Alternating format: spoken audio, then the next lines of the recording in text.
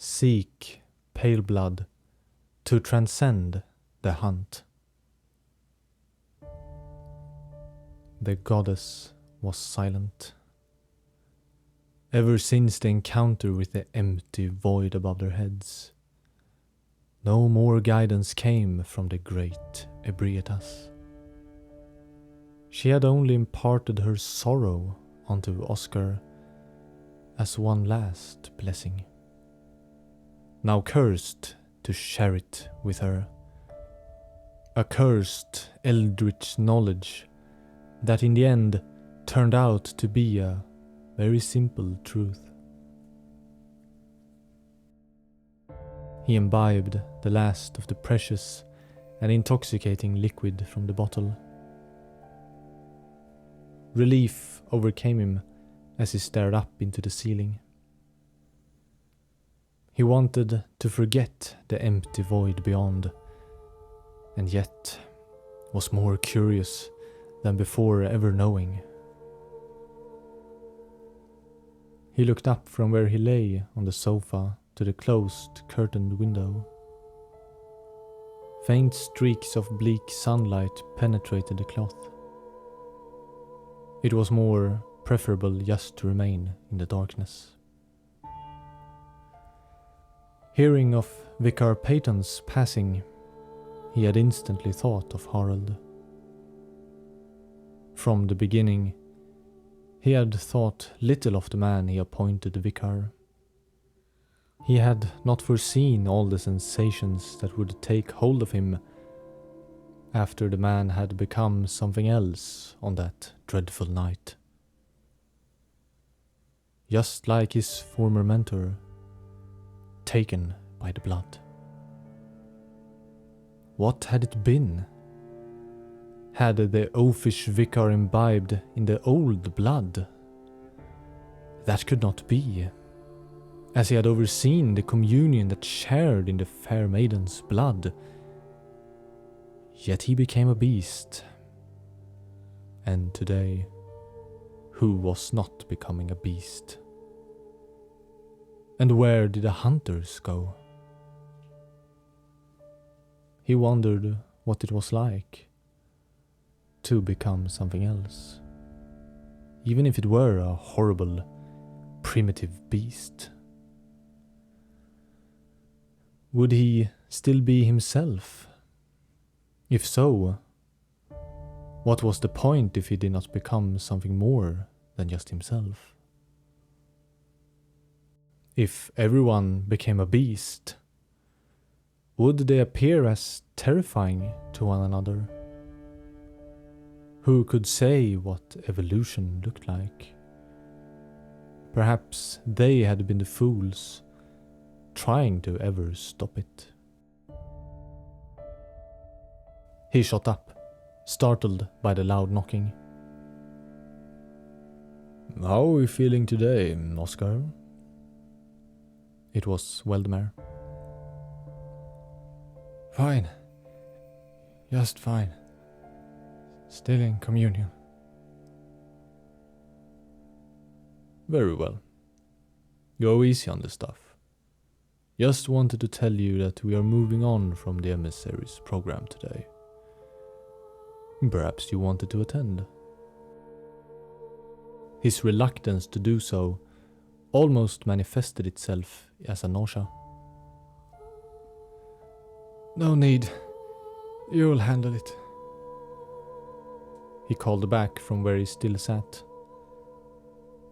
There were footsteps leaving and disappearing in the hall outside.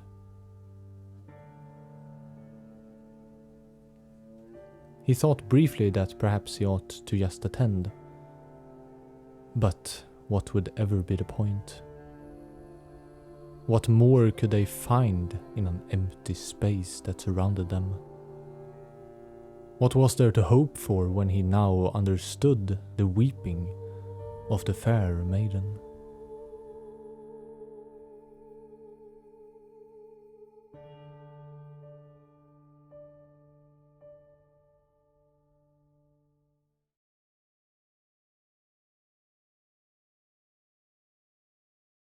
"Here you are, sir,"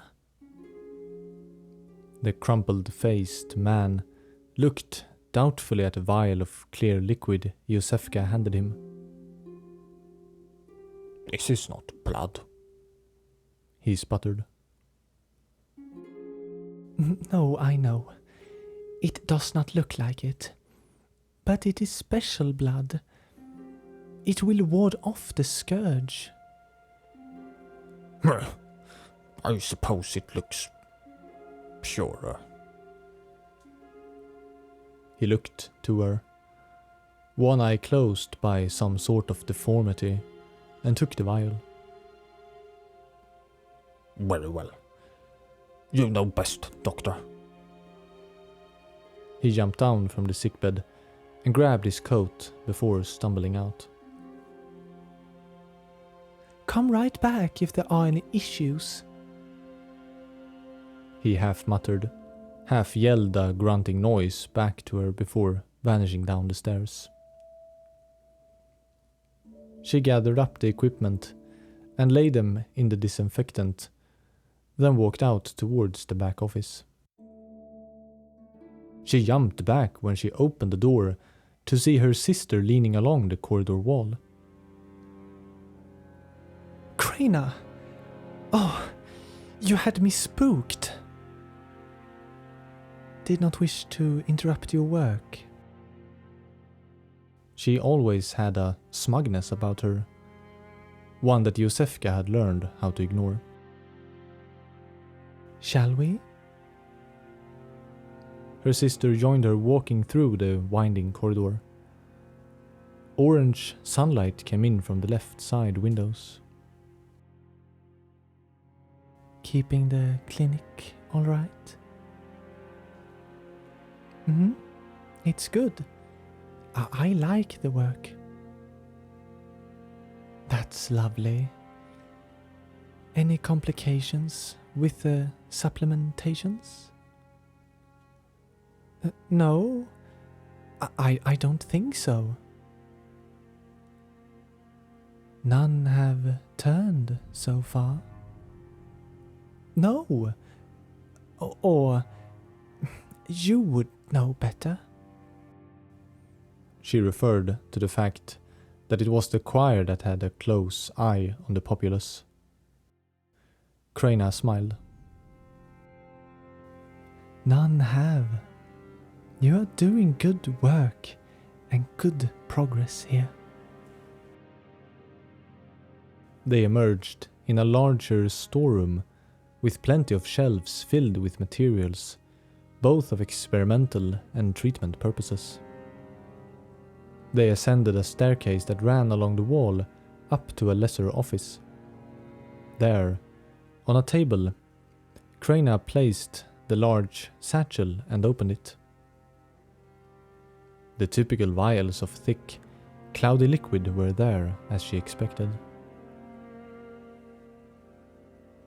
Here we are. These are a little special this time around. Do I want to know? Perhaps. They are blood saints. The ones that... She nodded. Oh my. Is that why it is so thick? Correct. Fresh from their celestial bodies. But the previous ones were only administered blood saints. Yes. We want to test the potency. We have no simple prevention as ambition, you know. I see. Should I follow the same refinery process? Yes. All tested and ready for distribution. Josefka took a vial and spun it in her hand, examining the greyish, almost glittering liquid. So, I will continue as normal? Of course. We will still need to test it. We'll give it some tries. Then we will see how it reacts on beasts. She was curious that the choir aimed to try it on the roaming beasts, but she thought better of it.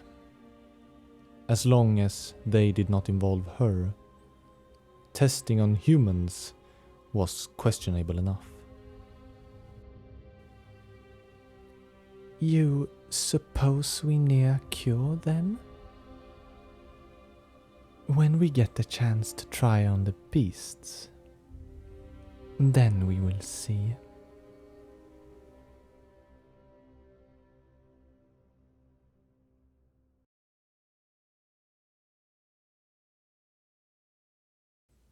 The town was in disarray, worse than ever. But Amelia had faith, as had every vicar before her. She would not be the one to lose herself, for the people's sake. The people even delighted in her presence. She knew it. Their lives were dark and dreary, and she exercised great patience with their paranoia.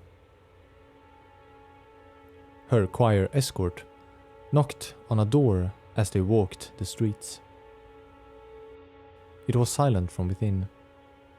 Her heart sank, but the man who knocked just sneered, his expression partially covered by the blindfold cap.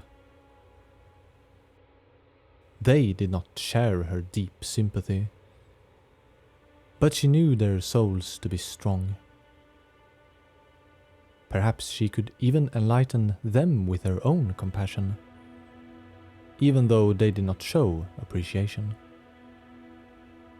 The party moved on to the next door, where they knocked again. Yeah? Who's that? The church, the man sternly announced. We seek to bring comfort in these nights. Have no fear. Amelia stepped forward and spoke to the door. Oh well, good. Praise be to you. A grimy male voice called from beyond. The choir man nudged her and gave a head tilt towards the door. Yes. We are coming with warding purposes. The church cares deeply for its children, and tonight might prove disquieting. We seek to safekeep any youths on this. Open up, would you? The man interrupted, with 2 loud and forceful knocks.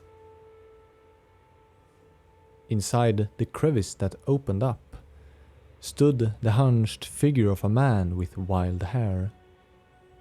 His appearance alarmed her, and she had to compose herself before being able to continue. By the church decree, I, as vicar, will take your child into my care, as they are people of undetermined status. So, to prevent sudden casualties among children, we will take them in our custody, as you are encouraged to seek treatment immediately. One yellowed eye peered at her.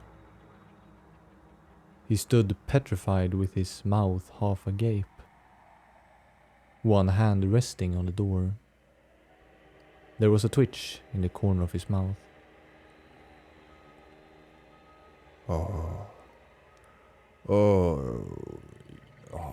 You... There are no beasts here. No. That might be Good, sir. But the church has spoken. Seek Josefka's clinic for treatment. You are expected to appear within the next 3 days. We will take care of your child while you are being treated, and they will be returned for all our safety once you are deemed healthy. The choir man leaned in, almost with a head inside. Compliance is expected of any good citizen. The single eye, peering out at them from the dark in terror, had a fright come upon it. The brow turned, and he looked to visibly cower before the man. Oh, of course. Bless the church. You always know what's best for us. He left the door and vanished for a time, eventually reappearing with an inquisitive-looking girl with 2 braids running down her shoulders. Unlike her father, she looked very much well tended to. Here. Take her now. He said like she was cursed. The girl made no reaction at being shoved into the midst of strangers. Amelia kneeled down to her eye level. Hi there, dear. I am Vicar Amelia. What is your name? Claribel. What a lovely name. Say, have you ever gone to the Grand Cathedral? She nodded, fiddling with her fingers. Good. We live there. You see, we are clerics, and we would want to show it to you. Your father is going to visit a clinic for a couple of days, so we will be taking care of you in the meantime. I can show you all the shrines, the statues, and the many secret rooms in the cathedral. There are secret rooms? There sure are. Some even I have not found yet, and I am in charge. She smiled widely, and Claribel giggled a bit. She reached out her hand, and the girl let her take hers. All right, off we go. She was about to turn back to the abandoned father, but the door had since been shut. The choir man nodded down the street. Amelia became aware of the dubious group of people walking the street towards them, torches in hand and armed with various mismatched weaponry. The citizens of Yarnam, still carrying the proverbial torch the late captain left behind. 2 of Amelia's party split off to meet the approaching band of militia, while one remained with Amelia and the girl. We ought to head back to the cathedral immediately. We'll do another round tomorrow.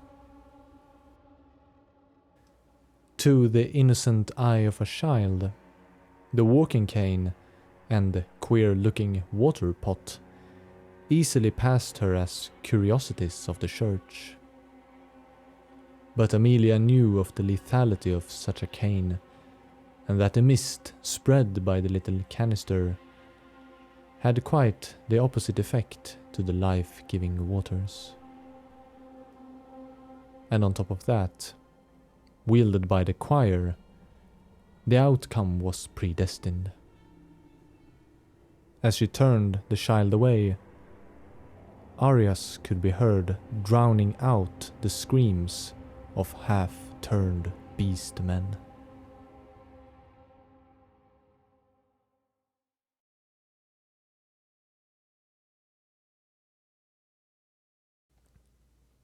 The workshop of the healing church lay empty. Only a singular candle burned at the table Gascoigne and Henrik inhabited. Few shadows could be cast in the vacant room. On the walls still hung the tools, the saw blades and the handles. No one left to use them. Henrik were still dressed in his yellow hunter garb, unlike Gascoigne, who wore his normal wear. It already appeared as a bygone institution, even though cobwebs had yet to arrive and the withering yet to begin. The room looked incredibly desolate. Suppose this is the last time I'm here. Gascoigne said absent-mindedly while peering around the in terror.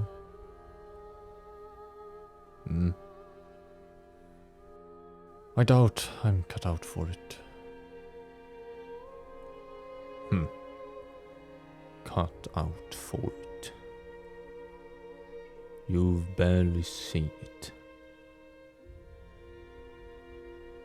No, yeah. I think there is some truth to the old adage. Oh? I don't know if you noticed, but I have these urges. I don't like it one bit. Tell me. It's hard to put into words, you know? But I fear the old blood. And you saw the clerics. Oh. But those were careless. I know. And this is me being careful. His father-in-law scratched his stubbled chin.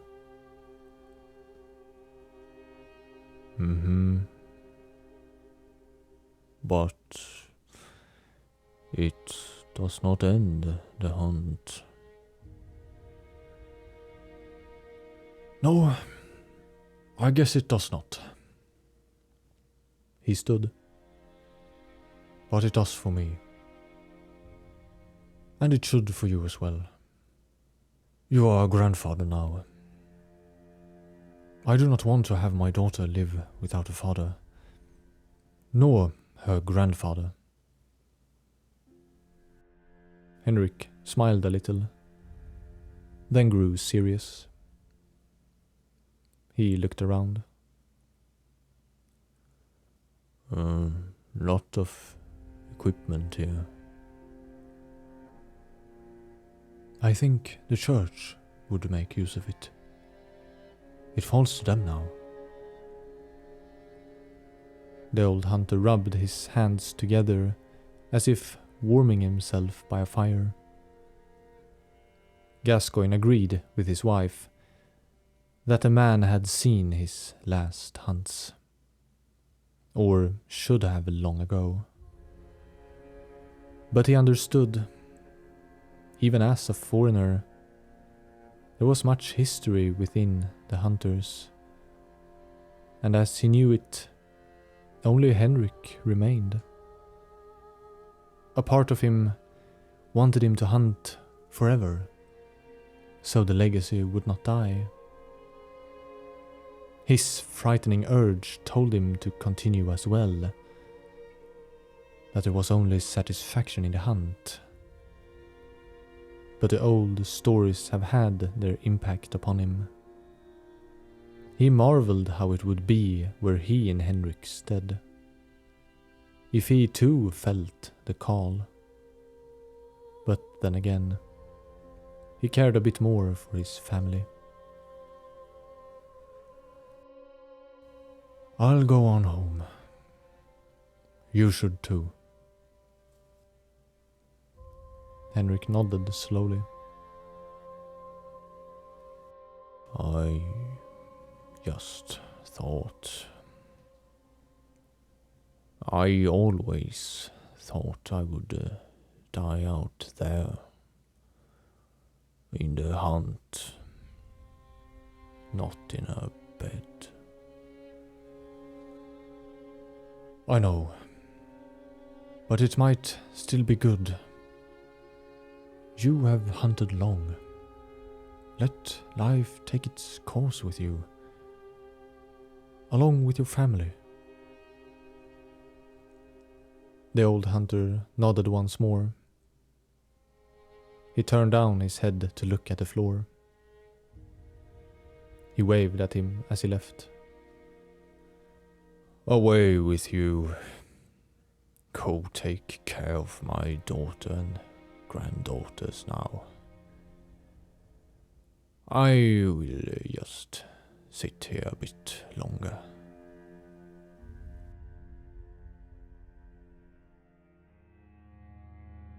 On his way, near the Great Bridge, he encountered Alfred walking in his direction.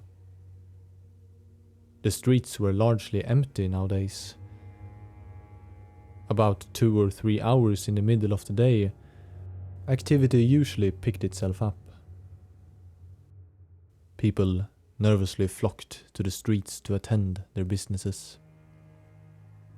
But now it grew close to dusk. Even though it was far off, the streets were as good as dead. Then the people would gather with torches in hand, armed with whatever they had to patrol the streets. The people of Yharnam, their only choice to cull the scourge now that the hunters had left them.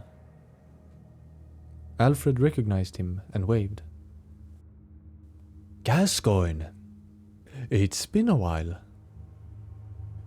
Indeed, it has. He did not know the chummy fellow very personally, but was intrigued by his unorthodox garb. A blue robe with a strange symbol marking the chest.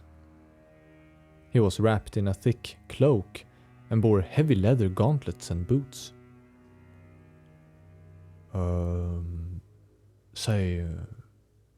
You are no longer a hunter? He pointed carefully and respectfully at his person. Oh no, very accurate. No, I aspire to follow the path of the executioners. Executioners? Employed by the church? Oh, no. I feel you mistake me for a common punisher. No, my friend, the executioners were a saintly band of warriors that once served the church. Though it was long ago now, I came upon the writings of Master Logarius. You are perhaps familiar with him? He shook his head, and the man appeared pleased that he did not know. Well, Master Logarius was a noble and wise man. Even though you may not have heard of the man, you may have heard of the quote, "Acts of goodness are not always wise, and acts of evil are not always foolish. But regardless, we should always strive to be good." He had not heard the quote. Thus, I am to pursue his teachings, as I recently became aware that his great work is left unfinished. But I forgot my manners. How have you been? Still a hunter? No, I recently quit. I have a family I must think of. How wonderful. A noble cause to relinquish the practice for, if I do say so myself. Well, I wish you the best. You too.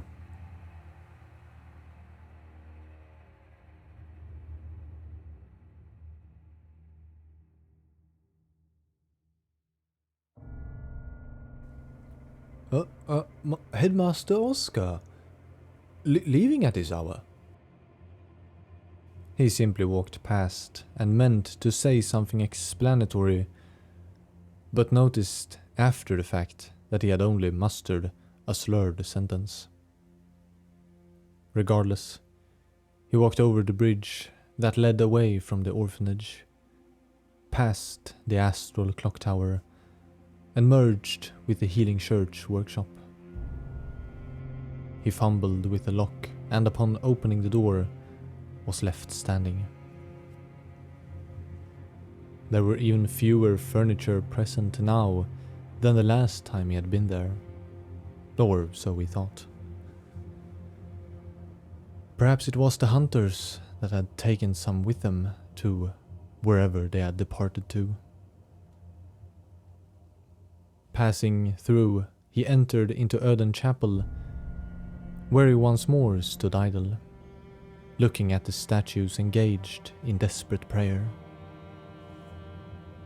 The despairing figures reaching outward and upwards into nothing. At the great bridge, he stood and admired the view. He thought that perhaps he could walk all the way to the horizon within the hour. The world had never seemed so tiny as it did now. He retrieved his pocket bottle and drank deep from the pungent crimson within, tilting his head all the way back, and only stopped until its contents were drained, dropping the bottle to the ground. He thought about the people, now beasts, and the choir's admirable attempts to finally cure them. But it could be nothing more than a fool's endeavor. After all this time, what made his peers think it was still possible? What insight was there left in the great nothingness? He thought that perhaps the mercy was to become a beast, to be relieved of memory and knowledge. Knowing what he knew, having seen an endless horrifying expanse, as well as having seen the only great God be in perpetual mourning. Was it truly a blessing to be elevated? He thought himself the fool, and the hunters came to mind at having been the graced ones, having known mercy in the hunt. It was purposeful in its most palpable form, the prey right in front of their eyes, whilst his elusive prey might have never been there in the first place. Perhaps all this time being only the accursed idea in someone's head, conceived long ago, inherited by him. He left the bridge, heading away from the Healing Church, wishing and praying that the last grace, Ebrietas, daughter of the cosmos, would grant him, was to be deprived of all his bestial knowledge.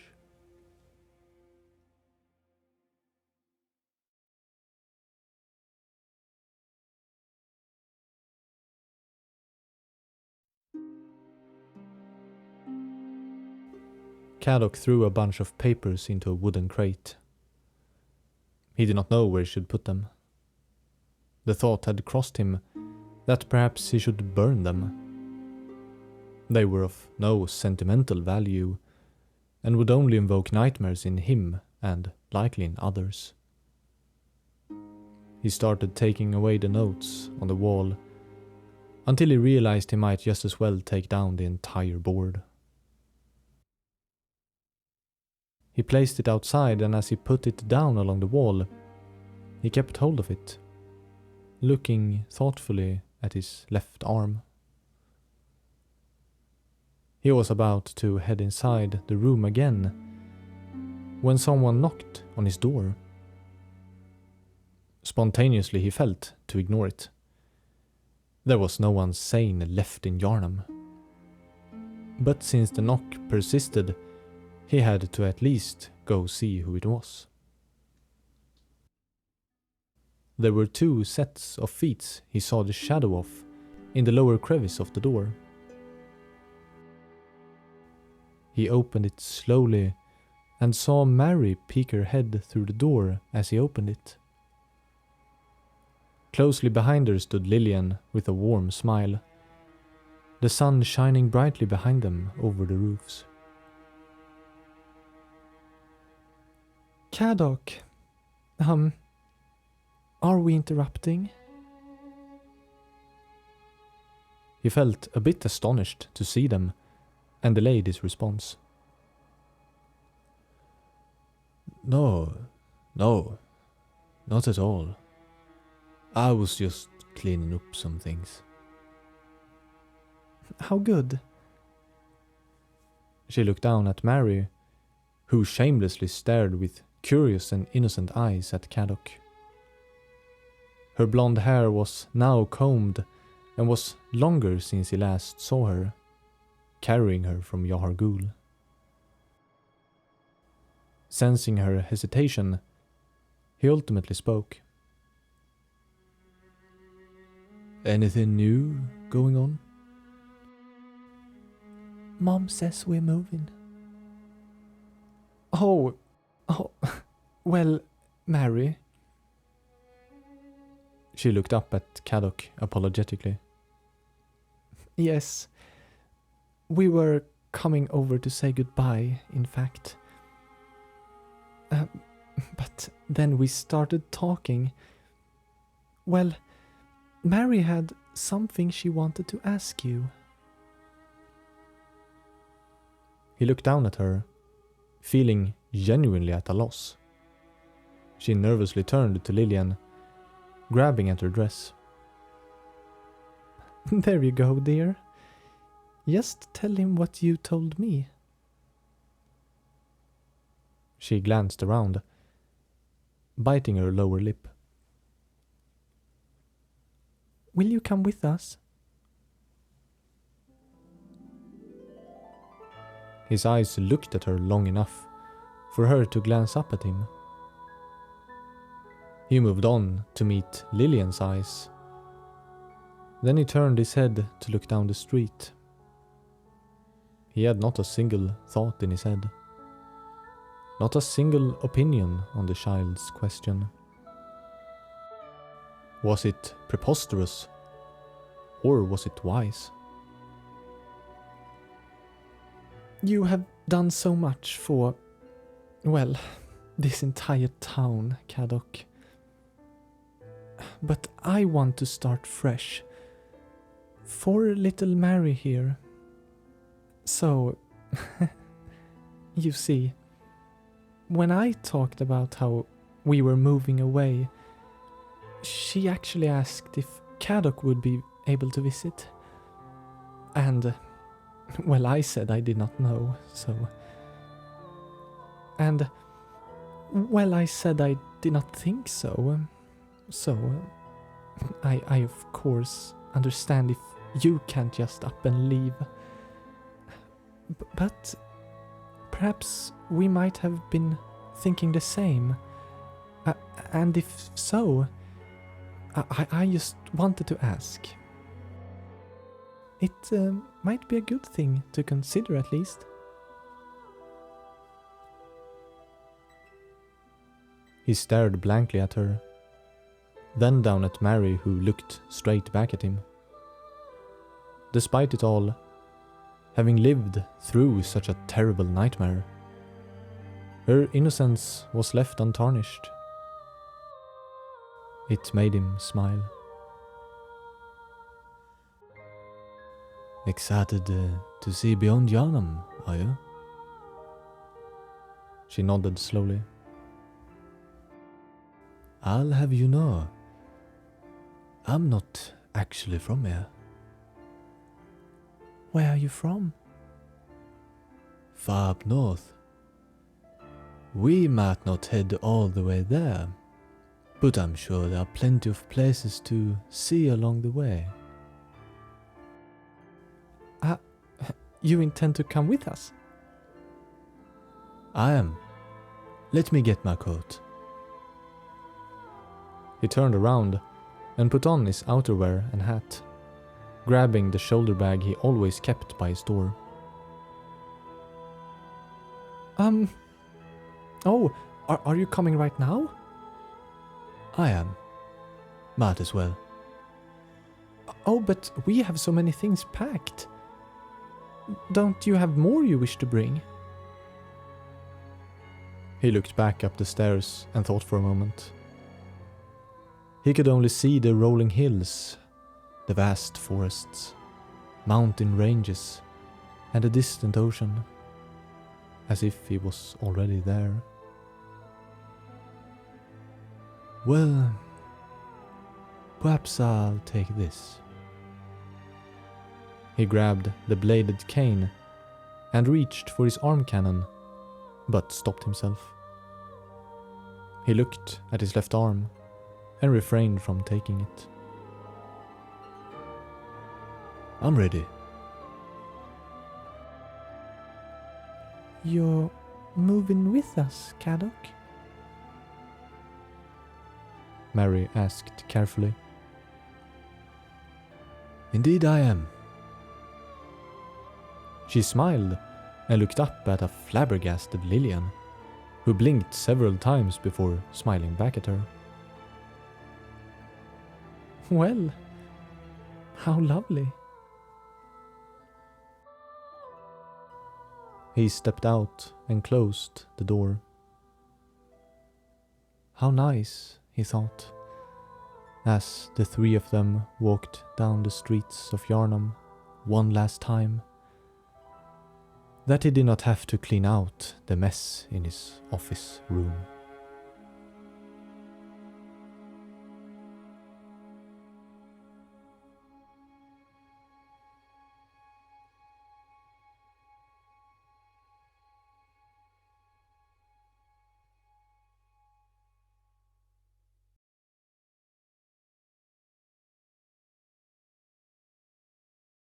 Eduarda, of course, felt mournful since the disappearance of Oscar, but felt a well-deserved relief from the gloom as she approached the great Ebrietas in the subterranean chamber.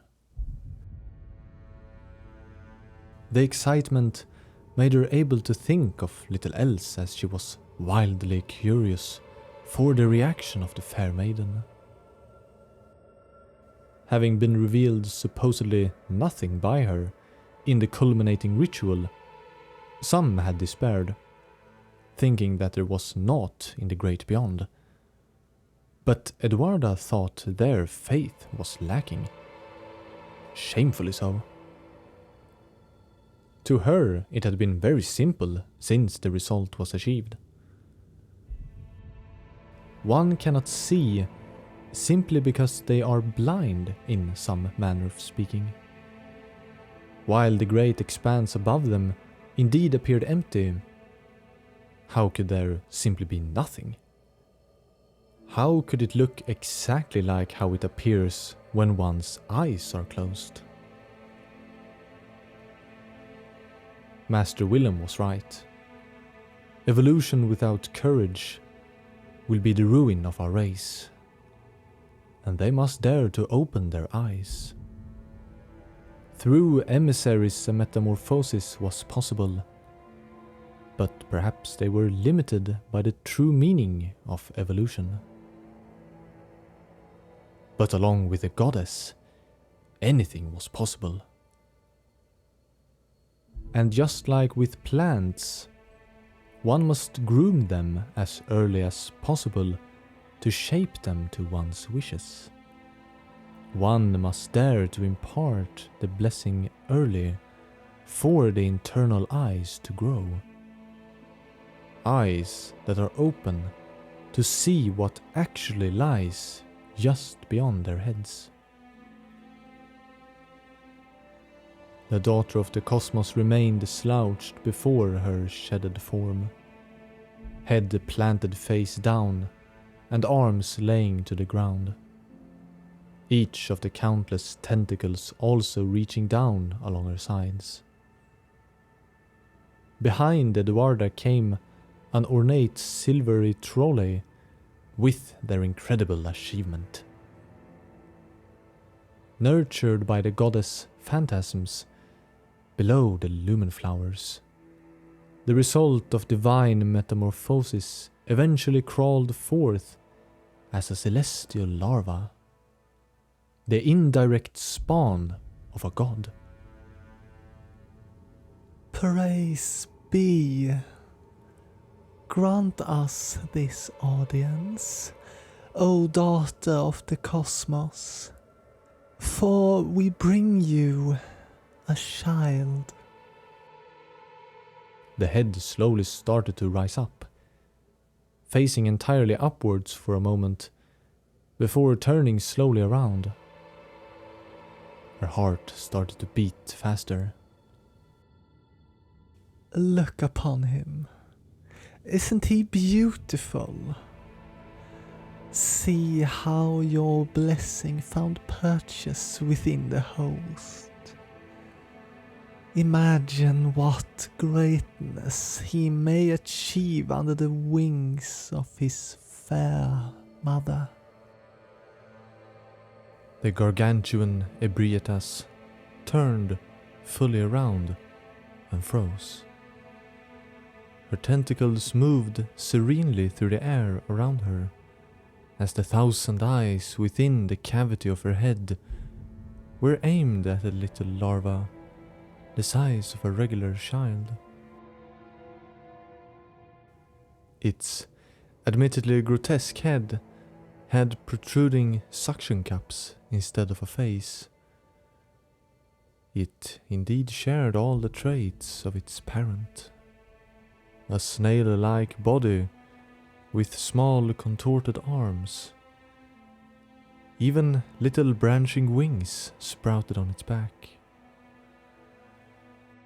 It appeared rather enthusiastic to see its mother. Every great one loses its child, and then yearns for a surrogate. Or so it was told. As with the prophecies told over generations, all the way back to Thumeru, the children of God never came into being. But perhaps these surrogates could comfort the fair maiden, and one day show them all, with eyes wide open, what truly lay beyond the dark just above their heads. The motions of the tentacles grew wilder, more erratic. Her face also started to shake before she let out a piercing sound, a high tone like a high scream that infested the very air, coming from all around them. The tentacles started to thrash chaotically all around her, leaving Eduarda and the others to hastily escape her anger with the larva.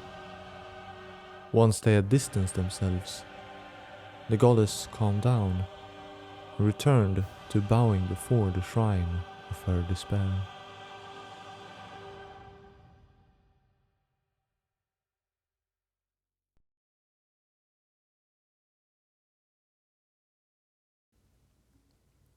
The door remained closed. The tapping of her fingers was the only sound in the clinic, save for a drip stand still carrying liquid that she had no desire to tend to at the current moment. How was she supposed to save the town if there was nothing to save? Were the streets truly empty now? The upstairs doorway to the back offices then creaked open. Josefka piped up and rushed to greet her sister. Kraina was just exiting the door from the corridor into the private sick room carrying a sizable coffer in one hand.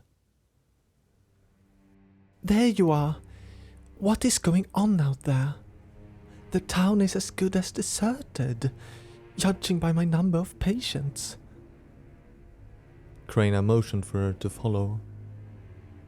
She did not look particularly thrilled, which made Josefka think the worst of the situation. Living adjacent to her clinic, there was little cause to venture out into the streets, even if she dared to do so, leaving her perception of the grander situation limited.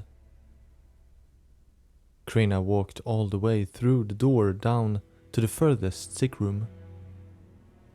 She allowed Josefka to walk in before she closed the door behind her.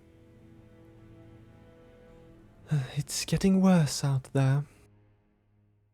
Not many patients, I assume. She said in a weary tone, like she had run all the way from the cathedral ward. No, barely none. Some come in, feared and sent by the church, as they say. Right. How are they generally? Really far off. Many symptoms.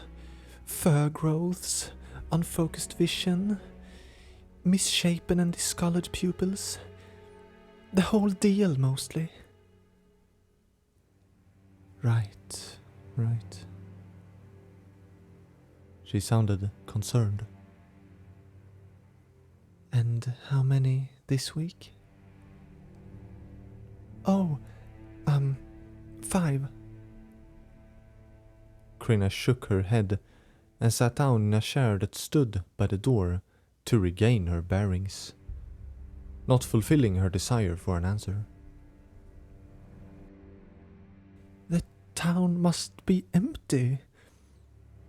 Just a few weeks ago, the clinic was swarming, and our blood did indeed seem to have an effect. The town is not empty. It's just strange. People are hunting beasts in broad daylight. Some people even hunt each other, confusing them with beasts. And yes, most of them have symptoms. Those with their sanity intact keeps to themselves inside for the most part. She let out a nervous sigh, and they each contemplated the situation in silence.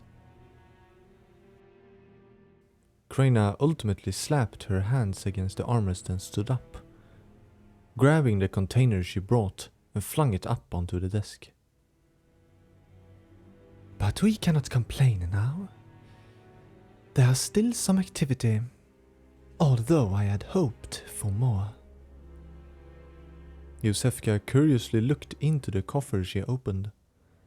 Sealed canisters and some dark tinted vials filled with liquid. Other tools she recognized as special dissection utilities found in the choir laboratories, as well as some other pieces that needed to be assembled in order to understand their purpose.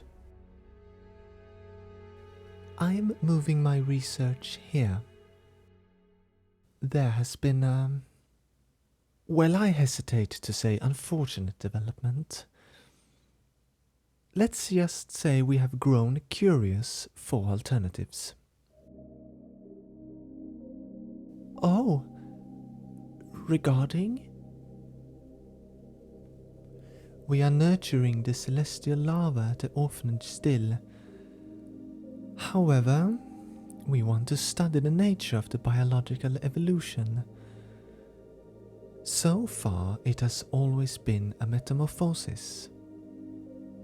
Pardon, the larva as well? Did they not come from the goddess? Krena had been unpacking the contents while she spoke, but now stopped as if something on the wall ahead of them had called out to her. She seemed absent for a moment, then nervously bit her lip, unable to meet her eyes. Josefka knew something was deeply bothering her. They did. But as you know, phantasms cannot grow into something on their own. They have always needed a host to define. Well, anyhow. She shook away the uneasiness just before Josefka was about to interrupt her. The revelation was pleasingly simple. You recall the glory of old Thumeru. Despite their state, they undoubtedly unlocked an eldritch truth that made their civilization prosper like no other. So, what was the nature of this contact? Well, their queen, of course, specifically stated as the consort of God, carrying its child. And since our little lava did not satisfy the great one of our time, perhaps we too need a queen. Goodness me, I always thought the fair maiden as our queen. Don't forget, the Thumerian queen becomes a queen by the grace of a child. Don't you think it's high time that we unlock this truth? To finally uncover why these women became blessed in the first place? Like the blood saints, are some women just favored by the great ones? Then why? But most importantly, don't you agree that the ultimate way for the great ones to guide us towards their greatness is to plant their heir among us? How? Well, I do agree. But what does that require from us? We need patience to confirm the factor that facilitates this evolution. Preferably women, but men could also provide some answers.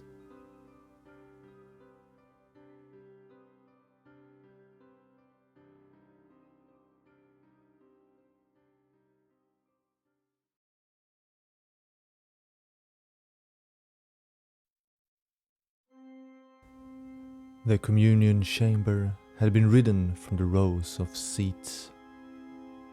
None had sat in them for some time, and Amelia felt it necessary for her to focus. She needed to concentrate more than ever.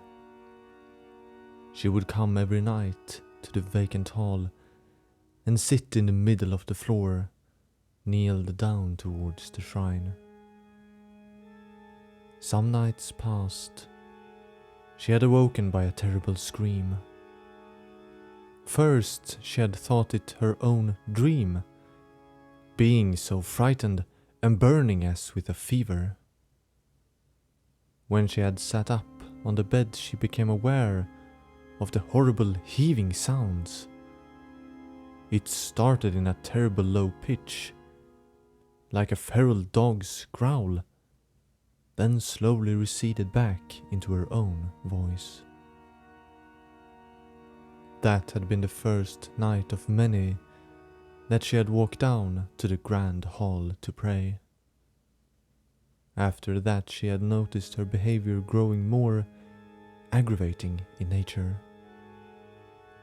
Otherwise, being a passionate and calm person, now she had found herself much quicker to anger.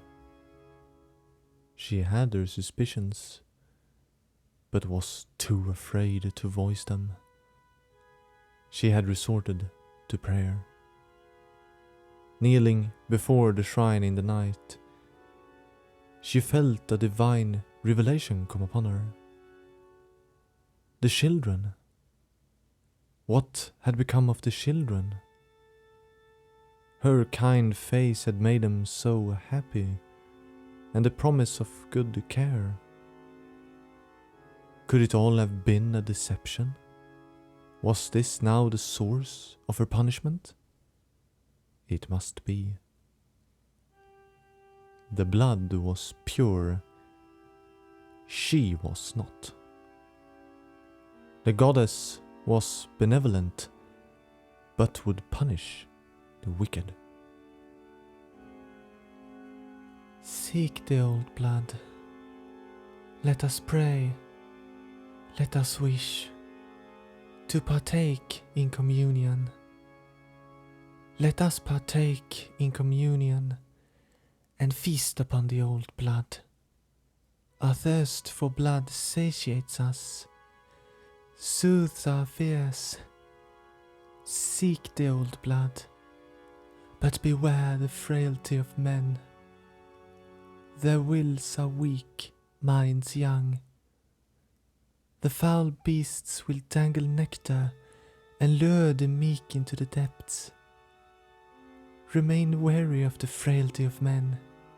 Their wills are weak, minds young. Were it not for fear, death would go unlamented. She had indeed been beastly oblivious. She had promised to care for the children, and now, where were they?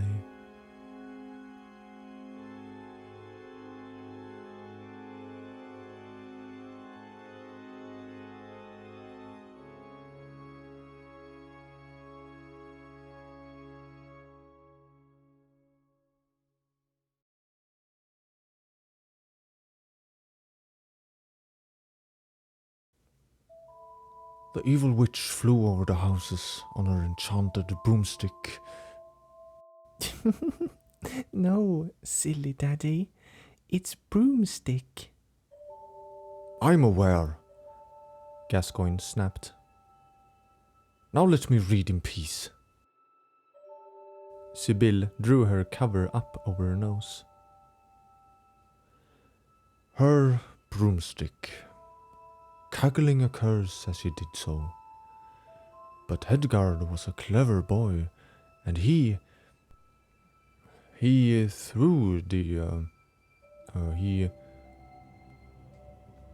He grew irritated as the letters blurred, wrought by one of his episodes, and he fumbled for his glasses. Come now, where did I? He dropped the book as he almost tumbled out of the bed and dragged his daughter's covers all over. He grew still once he heard the gentle and solitary tune of the music box. He stopped to listen, a wonder that his faculties allowed it. Perhaps it was the embodiment of something stronger. The gift he and his wife had been given long ago, now passed on to their own daughter.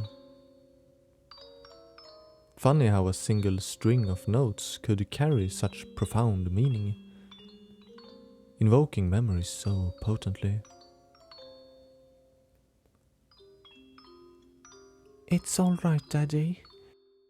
I've got the box right here. That you do. He rubbed his eyes, then slowly leaned back into the bed over the covers as Sibylle continued to weave the melody. Why do you need the music, Daddy? Did the monsters do something to you? No. No monster could ever do a thing to me. or your mom, or your grandparents. But it was hard to hunt. Remember that burn you got from touching the teapot? She nodded and showed him a healed finger that once had been scalded red. You remember it hurting, right? She nodded again. Well, the hunt was like that, in a way. I did it for a long time. And it would hurt sometimes. Much worse than how you burned yourself. And while you might wince a bit by remembering, my memories are a bit harder for me to recall, and I forget sometimes. It's all right, Daddy. We will take care of you. You don't need to read the whole book. He gave her a kiss on her forehead, stood up and tucked her under the covers. I'll be better soon, you'll see. Then we won't need the music box, and I'll read you all the stories there are. Good night. Love you. Love you too, dear. He turned down the lantern to a much fainter glow and exited. Outside waited Viola. She had her arms crossed and looked disapprovingly at him. She walked into the kitchen where Gascoigne followed. You still intend to go through with it? I do. She sat down and shook her head at him.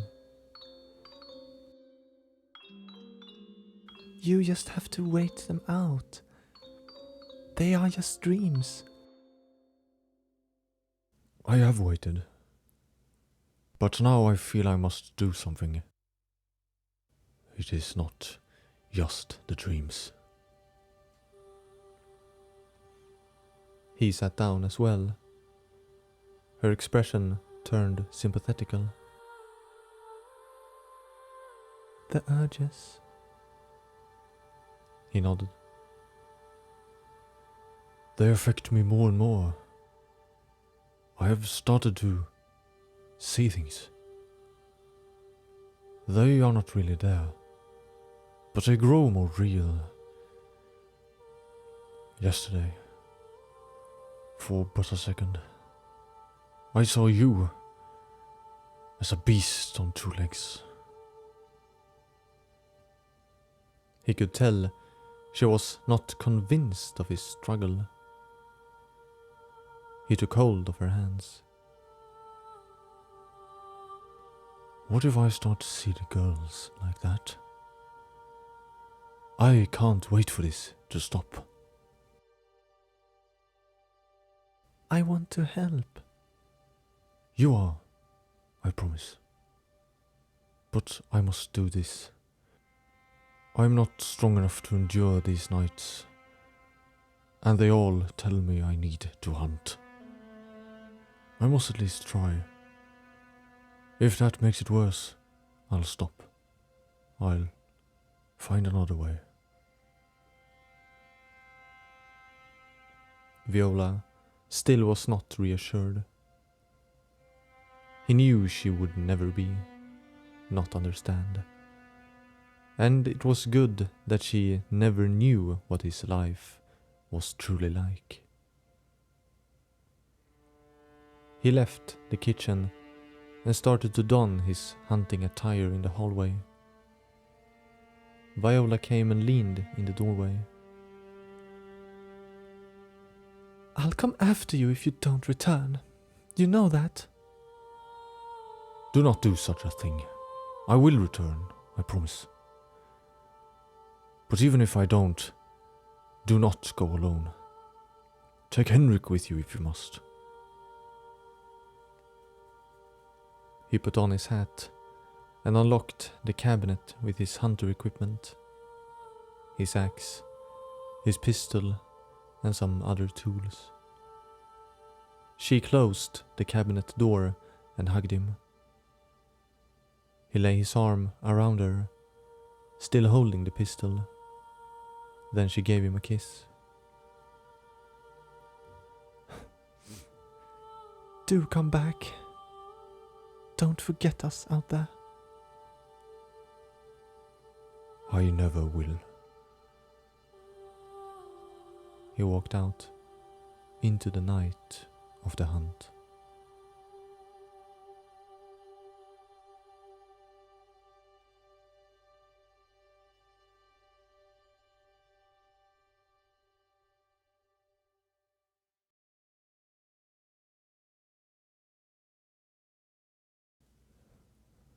Simon found the door locked. Irritating, but not that unpredictable.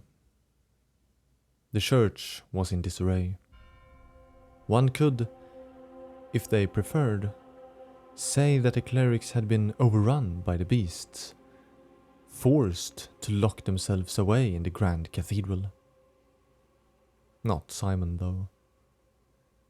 He had seen with his own eyes what they were afraid of. They must not know what he knows, for then they would not lock themselves in with each other. He left the locked door to the upper cathedral ward and started making his way down the long abandoned workshop. He had been operating from home, with his own little salvaged workshop in his basement. So had he been hunting for a time now, but to what cause? The citizens hunted as well as they could, as ferociously as the once proud captain. How could it have come to this? Folk shutting themselves inside, or forced to wander the streets to protect their home. And no response from the church. Finally they had grown silent. Strangely, it was not them who had become the scapegoat, but the hunters. But he was not all that marveled. That's what people do. The church is technically still around, and not the hunters. Thus, the hunters abandoned them and did all sorts of evil, just to have the comfort of blame. Out in the cathedral ward streets, there were few beasts, dispatched quickly as they were by the church giants, who also discouraged any civilians from touring the district. Adding to the mystery was the taciturn and pale-faced gardeners and attendants of the church. Now that he thought of it, they had started behaving strangely as well, like their minds were leaving them while they continued with their patrol of the ward. Was it the blood, or just the unspeakable horrors witnessed daily in the town that had them so gaunt and wide-eyed? He felt alone, which was a reality, but more prevalent in his emotions. The only hunter left, it seemed. He was hesitant to walk towards the beast-infested parts of Yarnam, namely being all of it, save for the churchly ward. The hunt had grown into something larger. Something so simple, now a thing most intricate. What was it? What was it that condemned the hunters to such a fate? He could be convinced that some could love the hunt to a harmful degree, But what was it that completely enveloped their minds? Was it these nights?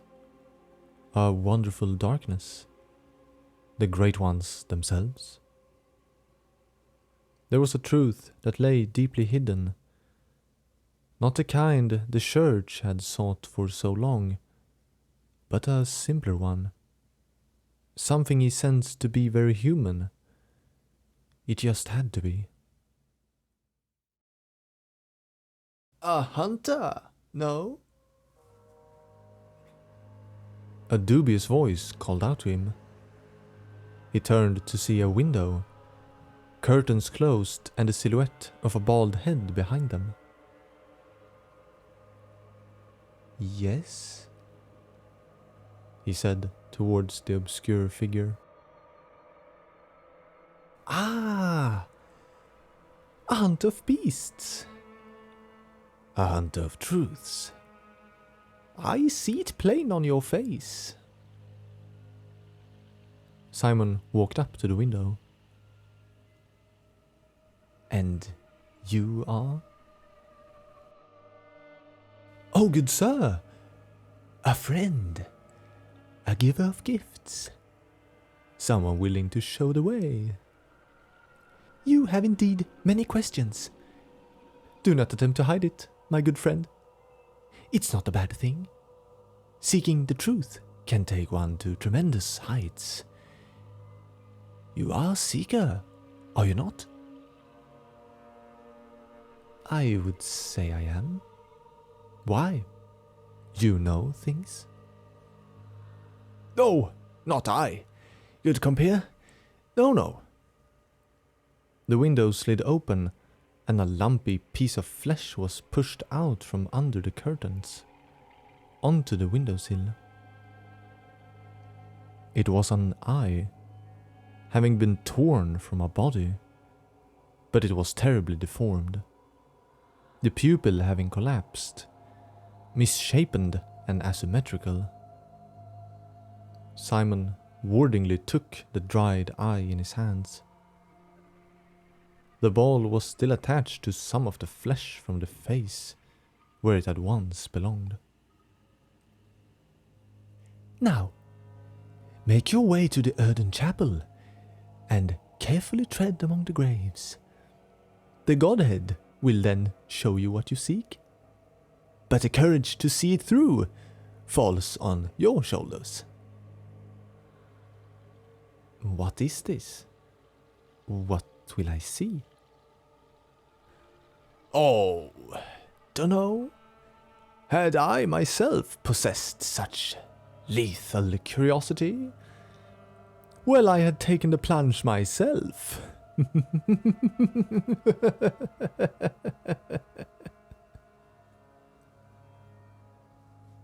Simon stepped away from the window. The light dimmed down, and the silhouette was gone. A strange occurrence. He looked at the eye in his hands. He knew the shape, synonymous with the blood-addled. Wherever could the man have gotten it from? But it must mean something. He expected it could lead to perhaps uncovering the strange affliction, as he had difficulties believing it was solely the blood's doing. Though consuming the blood was a curse in itself, the hunter seemed particularly destined for a curse.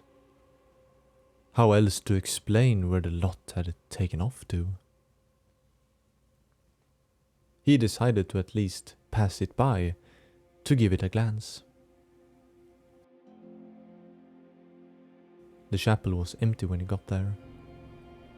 He thought to have seen a scurrying figure in red cloth dart behind the large incense urns as he came in, but it vanished out of sight, and seemed too small for a beast, so he lost interest. He walked out in the graveyard where he looked around. He heard the steps of the colossal church giants on the nearby roads. A graveguard walked around the grounds, poking the dirt with his staff. The dark eyes met with Simon's, and the man grunted before walking off. As reasonably expected, there was nothing to be found. He threw away the eye, disgusted.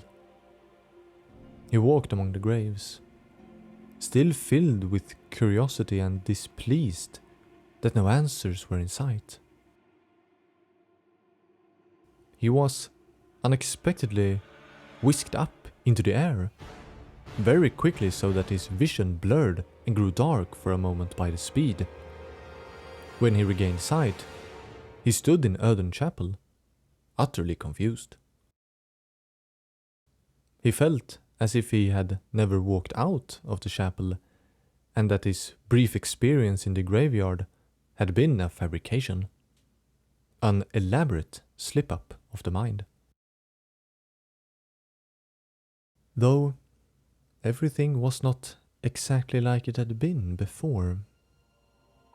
The light shining in the hall was of a different property.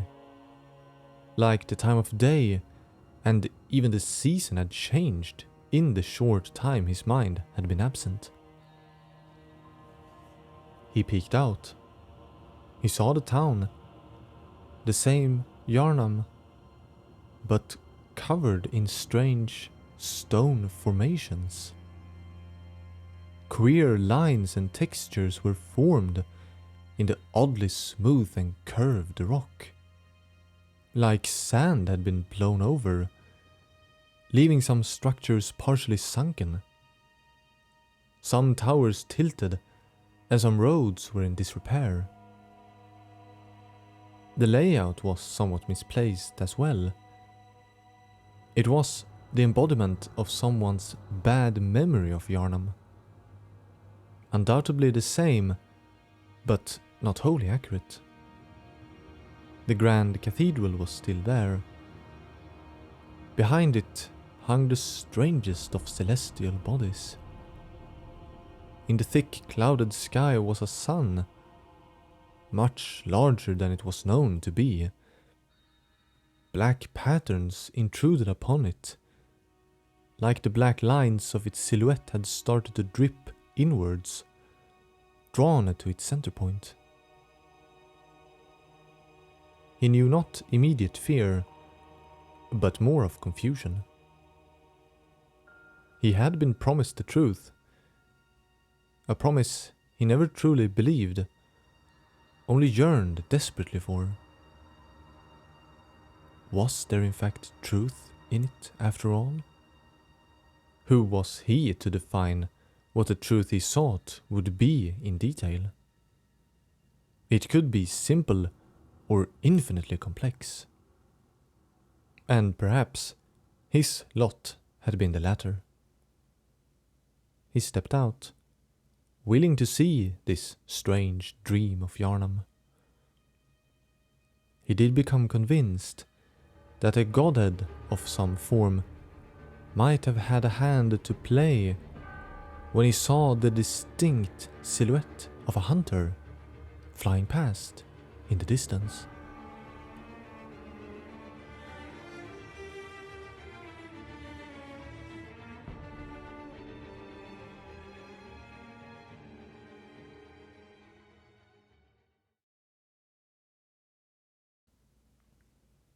There were many memories within him now. Many he barely recalled, and some were out of their context.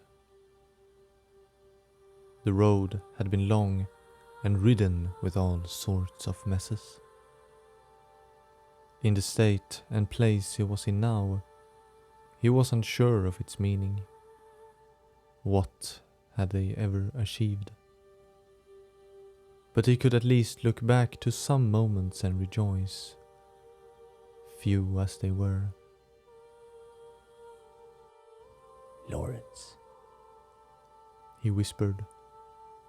With age, his thoughts would sometimes involuntarily slip out. He grew tired of the dreamscape, even if he told himself not to. He closed his eyes, rather embracing sleep than peering at the same accursed scenery.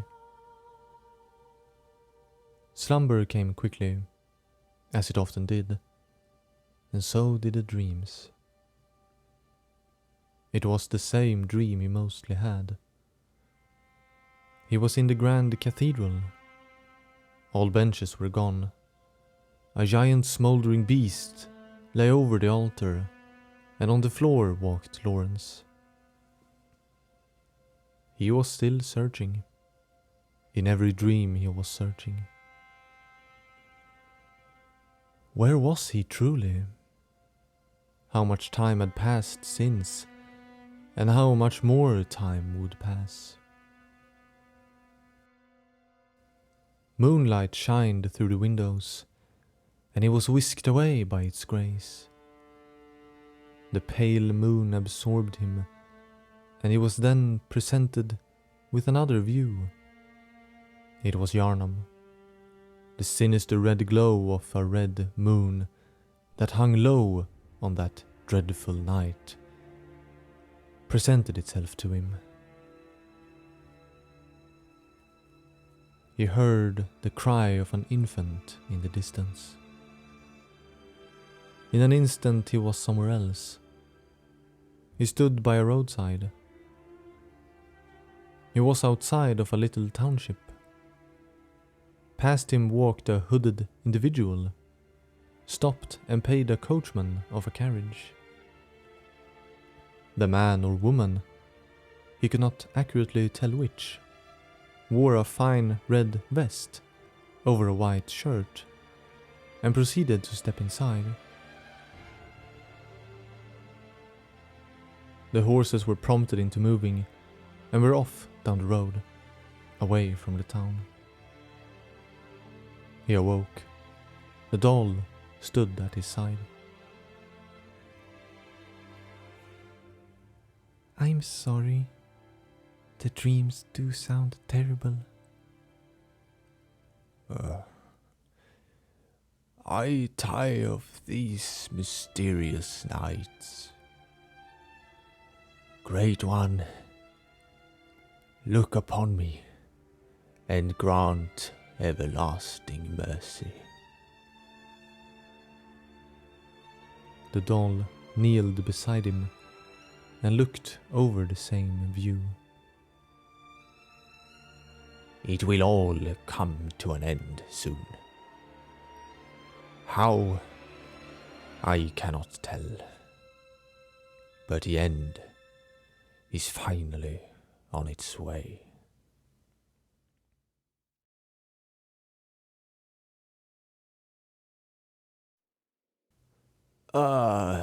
Do come in, do come in. Yes, right over here. There we are. Rather unlike a foreigner to so cleverly find Yosefka's clinic. Oh, you thought it would go unnoticed? Not with me, it won't. At any rate, who, might I ask, told you about me? Not telling, eh? Very well. It is your own business, I suppose. Few left who would administer the blood nowadays. I'm just surprised you made your way here in the first place. The townsfolk are not exactly the most hospitable kind, especially nowadays. But we'll see about that need of yours. The blood still flows in Yharnam. Be you a hunter of beasts, the wayward pilgrim, or something else entire. The blood surely will give you what you seek. What's this now? A note? Not the talkative type, are you? Oh, yes. Pale blood. Huh. Well, you've come to the right place. Yharnam is the home of blood administration. You need only unravel its mystery. But where's an outsider like yourself to begin? Easy, with a bit of Yharnam blood of your own. But first, you'll need a contract. Good. All signed and sealed. Now, let's begin the transfusion. Oh, don't you worry. Whatever happens, you may think it all a mere bad dream.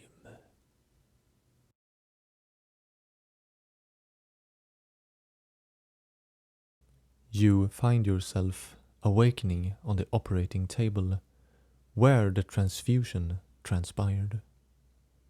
The blood minister is now gone, and the room lay in darkness. You hear a noise to your left, and look to see a pool of blood, ripples slowly dancing over its surface.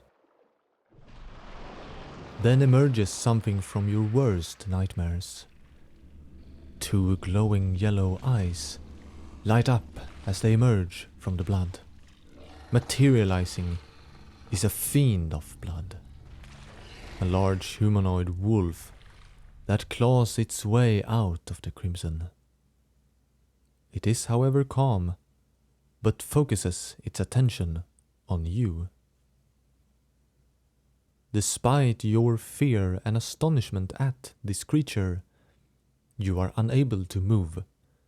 You are compelled in place on the table, as if you are still sleeping. Sharp claws reach out towards you, offering you a gift.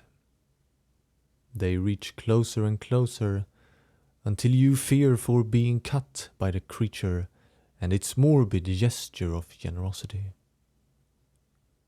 But before whatever it wishes to bestow upon you can be given, a conflagration engulfs its body.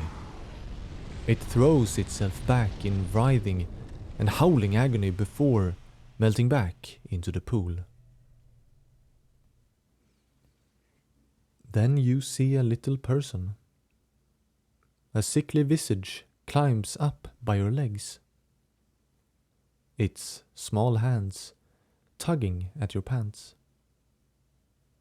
While the face is horribly deformed and the body malnourished, as well as the head being disproportionately large, it appears gentle and eager to have met you. Another one climbs up by your side, then another, and another, until they encroach from all directions of your view. All equally deformed, but all gently patting you with their heads and muttering in awe before darkness takes your sight. Ah, you found yourself a hunter.